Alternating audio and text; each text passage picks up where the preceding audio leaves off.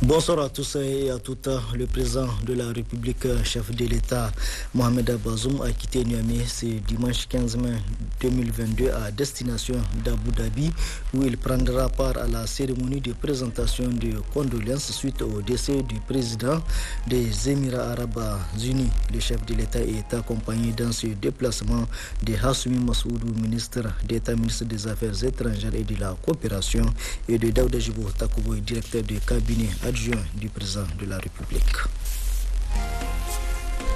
Et comme vous le savez, le président de la République, chef de l'État Mohamed Bazoum, était du 13 au 14 mai 2022 en visite de travail en Guinée-Bissau.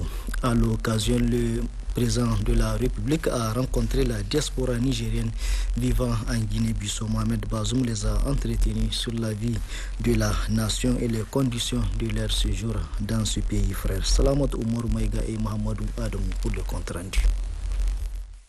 Dans la matinée du samedi 14 mai 2022, le président de la République, chef de l'État, Mohamed Bazoum, a rencontré la diaspora nigérienne en Guinée-Bissau.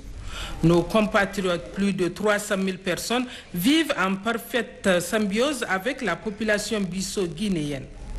Après avoir félicité le président de la République pour son élection à la tête de notre pays, le représentant de la communauté nigérienne en Bissau a saisi l'occasion pour transmettre quelques doléances liées aux problèmes qu'elle rencontre, dont entre autres l'établissement de pièces d'état civil dû au manque de représentation diplomatique officielle en Guinée-Bissau. Excellence, Monsieur le Président, bien que parfaitement intégrés et vivant en parfaite harmonie avec les populations locales des régions où ils ont élu domicile, la forte communauté nigérienne, à l'instar de toute communauté vivant à l'étranger, fait face à de nombreuses difficultés d'ordre social, économique et administratif. Au titre de ces difficultés majeures que nous rencontrons, particulièrement l'impossibilité pour nous de bénéficier ici de services consulaires ou toute initiative qui servirait de cadre pour résoudre certains problèmes récurrents qui s'opposent à notre communauté. Parmi ces difficultés, il y a également les conditions sociales extrêmement difficiles dans lesquelles vivent ou se trouvent certains de nos compatriotes et qui méritent une attention particulière. Il s'agit notamment de la question cruciale de renouvellement de nos documents nationaux, carte d'identité, passeport, déclaration de naissance de nos enfants, certificat de décès, édition des cartes consulaires, etc. Pour toutes ces questions, la seule alternative qui s'offre aujourd'hui à nous est le déplacement sur Dakar pour accomplir toutes ces formalités administratives. Mais, connaissant les difficultés économiques auxquelles nos compatriotes font quotidiennement face, il leur est difficile de faire ce voyage vu son coût élevé. C'est pourquoi, au vu de toutes ces contraintes, nous souhaiterions vivement et avec votre diligence, Excellence Monsieur le Président de la République, que nous puissions avoir ici, en Guinée-Bissau, une représentation officielle de l'État nigérien qui permettra de trouver véritablement une solution idoine à tous ces problèmes. Excellence Monsieur le Président de la République, permettez-nous enfin de vous remercier pour cette opportunité que vous nous donnez pour vous rencontrer. En début de votre agenda chargé, recevez ici notre reconnaissance et notre profonde gratitude.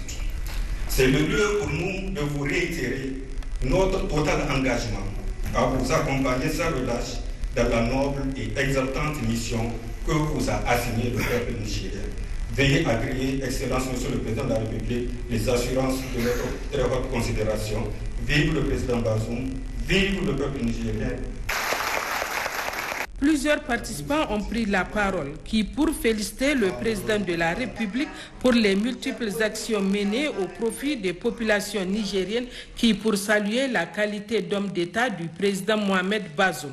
Après des échanges fructueux, la principale préoccupation de nos compatriotes en terre bissau-guinéenne a trouvé une solution séance tenante avec la désignation à l'unanimité de l'assistance d'un consul honoraire en la personne de Aminou El Hadj Abachi. Le président de la République, chef de l'État, les a entretenus sur la vie de la nation avant de leur prodiguer de sages conseils allant dans le sens du respect des règles et des lois du pays d'accueil. C'est avec le sentiment d'une mission accomplie que le président de la République, chef de l'État, Mohamed Bazoum, a quitté Bissau ce samedi après-midi. Il a été raccompagné à l'aéroport Osvaldo Vieira par le président bissau-guinéen, le général de corps d'armée Oumaro Sissoko Ambalo. Et puis, à l'occasion de sa rencontre avec les femmes le 13 mai dernier à la célébration de la journée nationale de la femme, le président de la République, chef de l'État Mohamed Bazoum, a fustigé le comportement de certains polygames qui ne respectent aucune des conditions prévues par l'islam qui autorise pourtant la polygamie. Ces propos sont déformés ou sortis de leur contexte par certains détracteurs cherchant à lui faire porter le chapeau de l'interdiction de la polygamie. C'est pourquoi les leaders religieux et coutumiers de notre pays appellent à voir la réalité en face et d'opter pour une polygamie responsable. Nous les écoutons. Ce que le président a dit concernant en tout cas les femmes, concernant en tout cas nos foyers, c'est la vérité. Le verset du Coran qu'il a récité, c'est comme ça, c'est ça. Il faut essayer de voir. Celui qui peut aller jusqu'à 4 femmes, il a le plein droit de faire. Mais, j'ai dit mais, quelqu'un qui ne peut pas en tout cas prendre même 2 femmes, il n'a qu'à se contenter de sa femme, une seule qu'il a, il n'a qu'à la garder. Il faut qu'il essaye de voir pour vivre en paix, essayer de voir comment en tout cas nourrir sa famille et être à l'aise avec sa famille. C'est mieux que de prendre en tout cas une lourde charge qui peut en tout cas lui créer des problèmes. Ça, c'est la vérité. Manzo Allah sallallahu alaihi wasallam ya ce mana annikahu sunnati wa man ragiba an sunnati falaysa minni. Shi arme sunnata ne. Kwanciyar hankali tabbata a cikin kasar mu daga arme ne. Arme abu ne babba ba dan karami ba. Can cikin suratul nisa'i da yace fankihu ma dabalakum minan nisa'i musuna wa salasa wa ruba'a wa in kiftum Allah ta'adulu fa wahidatan aw ma malakta aymanikum. Ku alma mata daga biyu. Kaga Allah da kanshi zai ce mata a adamu biyu. Kenan muhimmancin almin mace biyu dan kan mutum je zina. Saka ce au ko guda uku. Me kawo haka nan wani ya yi ƙarfin mace biyu sai uku. Warba sai aka ce ko mace 4. Kenan duk an ba mu ohi nan da za mu rayu a cikin rayuwarmu kama zama kamar dabbobi. Alkurani dai ya ce mu arma to kuma mu tsaya nan ba su ga alkurani ya ce mana kuma alkurani ne zance ne na Allah shi ce mu armi mata 2 ba ce dai ba aka fara ba 2 aka ce 3 sai aka ce 4 to inda aka ce ba za ka yi adalci ba ka ba waccan ka hana waccan ka yi zalunci ko ka ba waccan abinci ka hana waccan abinci sai aka ce to fawahi da tan ka tsaga guda daya dole ka ci da ta. Mun san akwai mutunan da zai armi wacce 3 bai da gida guda ya hidiya nan da 3 nan da 4 nan da 5 nan da 7 wallahi ya saba mu Allah. Me yasa bai iya kiyan lahiyar su bai iya ciyar da su bai iya biyan kudin hayar su bai iya biyan kudin karatun su ya shiga cikin hadari shi kaka dauki kiyon da baka iya tayar da shi ko kaka dauki kiyon dabba 200 baka iya kiyaye ta kai kadai. Al ilmu yula la yula alaihi ilimi na bisa kan kuma baban da ke ilimi da yawa jihohi inda suke da ilimi wallahi yaron wata shi ba zai yin arme ba. Na je Misira na je Makka na san komi yaro ba zai arme ba sai ya mallaki abu 3. Matashi ba zai yi arme ba sai ya mallaki gida. Matashi ba zai arme ba sai ya mallaki gona. Matashi ba zai arme ba sai ya mallaki motar da zai hawa. To sai yanzu mu nan ka arme mace 3 ba kar daki 3 gida haya ne kake da su ka shiga cikin matsala. Abincin su yana ina stress tana ina kai za ka kula da karatun su kai za ka gide din su kai za ka kula da su tarbiyya. Shugaban kasa ya yi wata magana guda 2 ne nake jin daɗin su tun farkon hawan shi mulki. Yace yana son ya maganin ta'addanci yace yana son ya maganin rashin ilimi a cikin kasa. Allah ya zama da kasar mu lafiya, Allah ya kai mu tashi hankali cikin kasar mu, Allah ka ba mu ruwa masu albarka, ba mu kwanci hankali a bakacin rabbana la tuzigh qulubana ba'da idh hadaytana wa hab lana min ladunka rahmatan innaka antal wahhab. L'indice du développement humain nous montre que vraiment nous sommes dans le rouge. Et c'est bien normal quoi. Que notre président, qui est le garant de toute la République du Niger, il doit prendre ses responsabilités et vraiment prendre ses précautions quoi. Et c'est bien normal quoi. D'attirer l'attention de sa population, de sa communauté nigérienne. Donc, espacer de naissance, ça ne veut pas dire arrêter la naissance. Surtout que notre religion nous enseigne organiser la gestion familiale. L'organisation et la gestion familiale restent et demeurent aux agents familiaux. C'est bien normal. Et l'islam a suffisamment préservé. Il appartient donc aux parents de prendre soin d'appliquer les principes que le Coran et la Sunna ont prescrits. L'islam nous enseigne tout. Il nous demande un comportement noble face à tout problème, de quelque nature que ce soit, qui touche la société. Qu'il s'agisse de la problématique de la croissance démographique, de la santé de la reproduction, de l'espacement de naissance, du partage, du mariage précoce et ses conséquences sur les femmes et même sur l'économie de la famille. L'idée nous a quand même recommandé de nous marier à une femme, 2 femmes, 3 femmes, 4 femmes. Mais quand on craint qu'on ne peut pas faire la justice entre ces femmes, alors là, on doit s'abstenir à une femme. D'ailleurs, il y a un hadith du prophète Mohammed sallallahu alayhi wa sallam qui s'adressait aux jeunes, parce que la jeunesse, elle est plus facile de produire que le vieux, quoi. Donc, il dit, Ya ma'ashar al-shabab, man istata'a minkum al-ba'a, falyatazawwaj. Il s'adresse aux jeunes. Parmi vous, parmi les jeunes, celui qui peut supporter les charges, n'est-ce pas, de la femme, donc la nourrir, l'habiller, la mettre dans lui chercher un domicile, n'est-ce pas, comment dirais-je, des domestiques aussi, l'habiller. Alors, si vous pouvez le faire, il n'y a pas de problème, vous pouvez vous marier. Mais au cas contraire, non, vous n'avez pas le droit de vous marier. En fait, le mariage, c'est une question de capacité. C'est une question de moyens. C'est une question de probité. C'est une question de conscience. Quelqu'un qui a vraiment la conscience que sa religion, voilà ce qu'elle a dit. Il doit respecter en tout cas les règles de sa religion.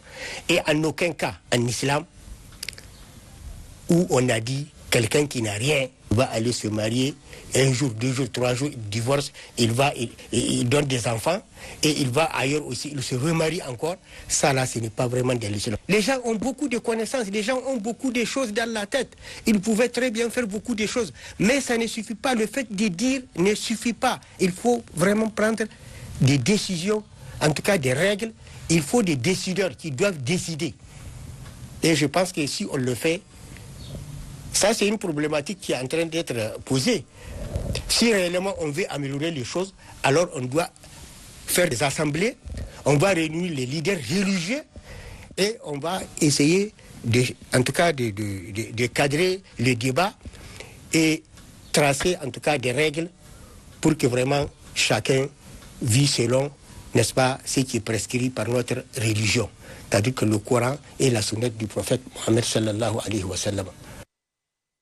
Suite donc de cette édition, le gouverneur de la région de Niamey, Oudou Ambouka, a officiellement lancé ce matin les épreuves écrites du concours spécial de recrutement d'élèves gendarmes promotion 2022.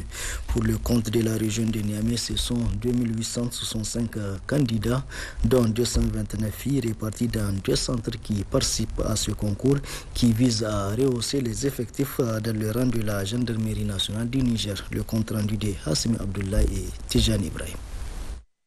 Très tôt le matin, tout est en place. Au fur et à mesure que les candidats arrivent au premier des 2 centres de Niamey, on procède au dernier débriefing avec les responsables des salles.